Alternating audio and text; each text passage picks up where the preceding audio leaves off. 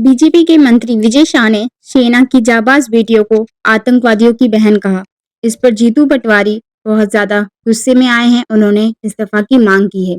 जी हाँ, जीतू पटवारी कांग्रेस कार्यकर्ता हैं। उन्होंने विजय शाह से इस्तीफा की मांग की है और उन्होंने कहा कि आप पीएम नरेंद्र मोदी अब इस पर कोई एक्शन नहीं लेंगे। आइए सुनते हैं उन्होंने अपने आगे और भी क्या कहा।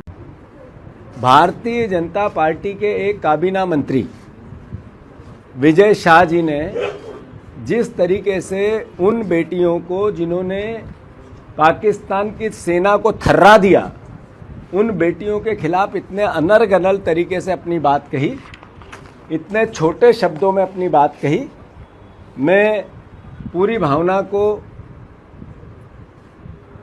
आदरणीय मध्य प्रदेश के मुख्यमंत्री जी के कैबिनेट के मंत्री हैं विजय शाह, उन्होंने बेटियों के प्रति जो अपशब्द कहे, एक मंत्रिमंडल का सदस्य का सामूहिक उत्तरदायित्व मंत्रिमंडल का होता है, तो मोहन यादव जी को अब स्पष्ट करना पड़ेगा कि ये जो विजय शाह जी ने बयान दिया, इससे पूरा मंत्रिमंडल सहमत है क्या?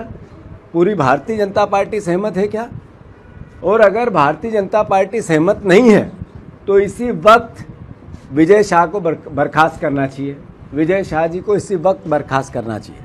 आखिर वो बेटियां जिन्होंने सेना में रहते हुए अपने प्राणों को दांव पे लगा के देश के सम्मान को बढ़ाया, उनके लिए इतने निकृष्ट शब्दों का उपयोग करना, मैं मानता हूं कि ये देश का अपमान है। इस सेना का, हमारी बेटियों का तो अपमान है ही, पर यह देश का भी अपमान है।